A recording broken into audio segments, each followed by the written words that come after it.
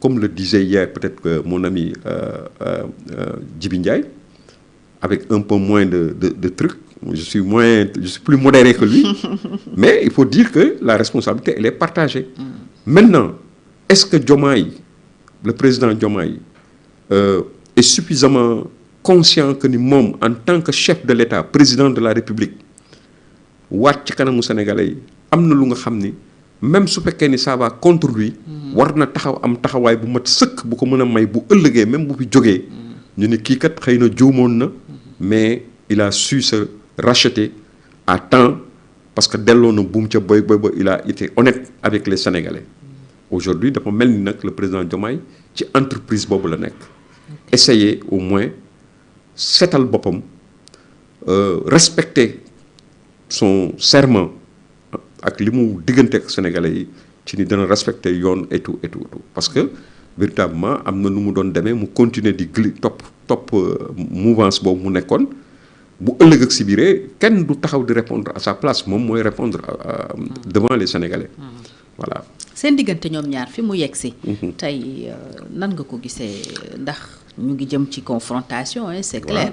Ousmane Sonko moom mi ngi. kooku depuis 2024 maa ngi la koy wax. ci confrontation lañ jëm. waaw parce que xam nga fort de ce qui s'est passé dans l'histoire ce que nous avons vécu avec des hommes politiques beaucoup plus proches que ñoom ñaar.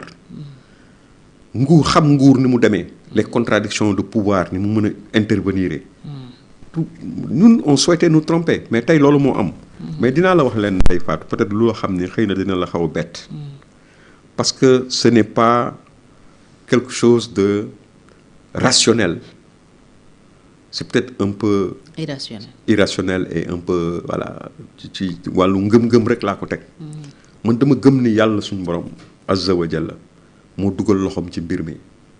ce n'est même pas du sax que ni politique yi dañu am taxawaay bu tax situation demee nii mais yàlla suñu borom moo yore ay mbiram di ko doxal na mu ko soobee. soo ne situation demee nii mooy lan.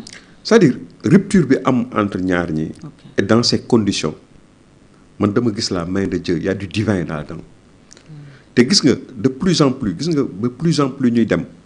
loolu dafa taxaw di am ñu koy jàngat di ko wax ba tey ñu egsi fi ñu teg nga xam ni dañu toll ci ay point de non retour une rupture totale moo am seen diggante. te am na ay temps yu nga xam ni yaa ngi daan dégg ay nit naan non dañuy complot dañuy nangam dañuy lii dañuy leneen teesu complot yëkkati nañ ko fi. xam nga yooyu mais léegi moom apparemment léegi dafa leer te suñ borom moo ci dugal loxoom. te gis nga dinaa la xam naa ñenn ñi danañu reetaan mais man dem ba ci ngelaw li amoon bu mujj ji am sax dama gëm ni dafa am lu mu def ci Sénégal. dafa raxas Sénégal ba pare taw ci kaw. gis nga àddina boo ci nekkee da ngay boole li rationnel ak lu rationnelul ñun noonu lañ ñu mooñee moo tax du ñu ay des gens désincarnés yoo xam ni dañuy jàppe seen bopp ay tubaab wala ay affaire yu demee noonu y a des réalités têtues dans notre truc te ay woy gëm lañu. gis nga maanaam lu baax ak lu bon ni ñuy cohabiter ci àddina. lu bon des fois dina dem ba am doole déggoo ñu naan la Iblis doole yonent bi sallallahu alayhi wa sallam la am ci lu bon. li yonent bi am sallallahu alayhi wa sallam ci lu baax ci doole Iblis lu mel noonu la am ci lu bon. gis nga sénégalais yi am na lu leen dugg lu nga xam ne tey yàlla raxas na ko loolu man maa la wax loolu. lu leen duggoon mooy à travers une personne ou des personnes maanaam am na lu leen dugg lu nga xam ne lu négatif loo xam ni jëmewul Sénégal bu baax. je ne veux pas dire seytaane quoi dugg na leen. mooy Pastef ak Sonko quoi. mais exactement. mais mel na ni loolu dellu na ginnaaw dafa mel ni am na lu ñëw raxas ko lu ñëw nga xam ni toll nañu foo xam ni loolu dañ na seen record yi ñuy def ci njaayum carte gi ak bu Sonko déplacé woo. ngeen jàpp ne sénégalais génn nañ ci lool. waaw mais xam nga yaa ngi janook image yi nga xam ni moom la ñuy wax ci njaayum carte yi. et véritablement ku gis Pastef na mu daan def démb ak bërki démb ak vraiment dimanche boobu bu ñu leen gisee ci banlieue dakaroise bi ci naaj bu tàng wi ñuy daw avec des cortèges yoo xam ne kenn topp leen kenn lu dul ay badauds et des gamins. ci banlieue bi am na non des gamins et des badauds il faut décrypter les images les regarder, les zoomer, pour te rendre compte qu'il n'y avait que des badauds et des gamins. Des garnements, des jeunes garçons yoo xam ni coow maanaam ku am bayr sa bayri bukki boo leen rombee ñu topp la loolu moo fa am. gis nga les chiffres yi ñuy annoncé yu fantaisistes yi ñuy annoncé ci ay affaire njaayum carte. Tu as vu les amants de cartes de Pastef dans les ci ay sën pour te dire que jënd loolu lu baromètre. du ne. Parce que am na ñu nga xam ne mën nañu ñëw jënd ko ba pare def ko noonu tu l'as vu jënd ko ba pare yóbbu ko ci ay sën photo ko n'est-ce pas mais mieux comment est-ce que ngeen di lire tey cette vague de défection boo xam dafa mel ni coronavirus avec des cas communautaires et des cas contacts journalièrement nga koy gis les cas contacts c'est les comment dirais-je Gagny Lansana Gagny Diop les gens qui étaient dans le machin et qui quittent là-bas wala le capitaine Touré ñooñu ay cas contact lañu mais les cas communautaires c'est les JPS la jeunesse patriotique les jeunes waaw qui il y a beaucoup de masse départs, mais oui. Aujourd'hui le président les reçoit il les reçoit au palais qui aurait dit ça à Sonko est-ce que na ko gëm du ko gëm aujourd'hui à l'Assemblée nationale on parlait de 20 députés yoo xam ni leer na leen ni jóge nañ ci moom aujourd'hui on parle de 50 députés te kanam la jëm buñ plus on va avancer plus nga teg sa bët ci ni il n'aura même plus cette majorité de 130 députés dootu ko am. loolu lu koy expliquer rapport entre sénégalais ak pouvoir wala y a une autre lecture. Mais absolument le rapport entre moi je l'ai toujours dit le rapport entre le sénégalais et le pouvoir n'est-ce pas gis nga mën nañu topp sa ginnaaw nga yaakaar ni gëmuñu lu dul yow mais bu leen leeree ni yow ameetoo seen sànqal pare nañu ci te kenn du leen ko xañ tu as vu am na ay commentaires yu ñuy wax naan Birame Souleye par exemple Madiambal l'excellent Madiambal l'a relayé quand Birame Souleye disait à l'autre mais yow yaa ngi assemblée mais ñun nag lan la ñu yor voilà tu as vu oui am na ministre yu mu jël dans son cabinet mais am nañu mu jël dans son cabinet oui il peut pas prendre tout le monde et puis quelqu'un a dit que ñooñu sax amuñu salaire mais bon allons voir xam nga kooku ku amee caisse noire plus de 50 millions xam nga 50 lan kooku xam nga ni mën nga ci sa caisse noire mën nga ci expliquer lu nekk voilà mën nga leen compal tu as vu et beaucoup de jeunes même on entend dans les couloirs c'est des bruits de couloir ñuy wax ne moom mi ngi assemblée toog am salaire am ay privilèges am ñoom li ñu yor akas néew di ci tedd ba pare nag mu bëgg leen ko bàyyiloo ba pare nag donc c'est les rapports entre le Sénégal xam nga moom et le pouvoir c'est beneen erreur bu ñu def mooy temps yi seen sañse yu rëy yi ñuy sañse xam nga les gens nit ñi dofuñu quoi dañuy am léegi xam nga moo tax benn am na ku ma ko doon di ko comparer souvent j'étais sur un plateau comparer Thomas Sankara ak ma ne mais xoolal gars yi seen basin yi ñuy sol ak seen grand boubou yi ñuy sol di pavané montre bu ñu ko takkee nga ni ñaata million la jar dàll bu ñu ko solee nga ni ñaata million la jar xam nga il faut arrêter quoi voilà. Mais malgré loolu Sonko ak sa popularité jàppoo leen ne ba tey il peut toujours faire mal. Sonko actuellement il n'est que l'ombre de lui-même. Ah ouais.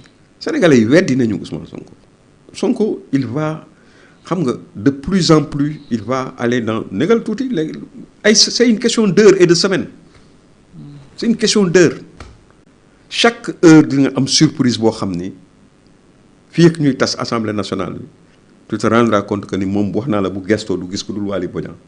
confrontation beeg Diomaye ba fan la mën a yegg parce que aussi le Madiambal boobu nga tudd ci soulevé na fi ay mbir yu bëri da nga am ay crainte ci man dama gëm ni lui-même Ousmane Sonko il sait que même sa liberté elle est compromise parce que bu ñu demee ba ñun la par exemple un président de l'Assemblée nationale donte c'est un daw làqu la c'est un usurpateur d'une fonction de député d'une qualité de député qui finalement ñu def ko président Assemblée nationale mais soit mës nga gis président Assemblée nationale lu réew interdit de sortir du territoire national.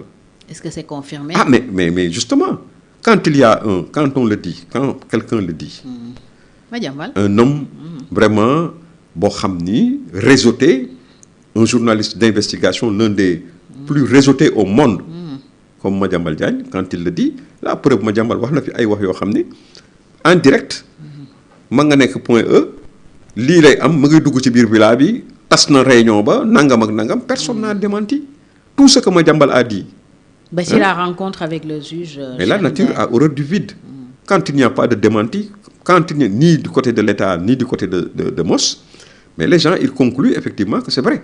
Tant que jusqu'à preuve du contraire ñun loolu la ñu jàpp. Et aussi on l'a vu aussi mu war a dem ci ay barab yoo xam ni dafa war a génn réew mi. En tant que mu délégué assemblée. mu délégué nit mu dem n'est-ce pas à 2 reprises on l'a vu.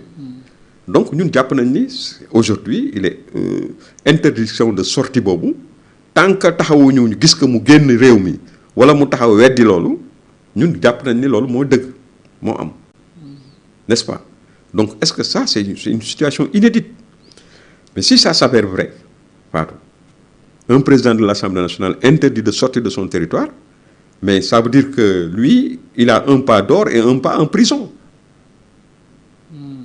et compte tenu de la gravité des accusations faites par Madiambal Diagne et par d'autres muy ci moom pour des questions de sécurité de notre pays pour des questions de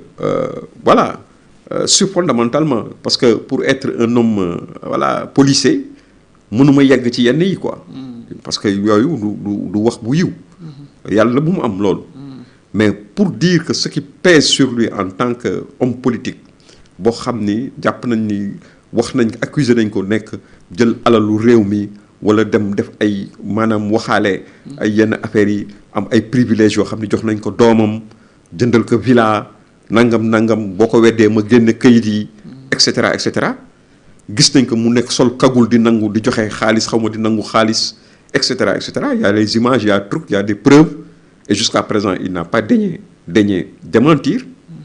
Je pense que si tous ces dossiers-là si ces dossiers s'avèrent vrais mais il est bon pour le bagne.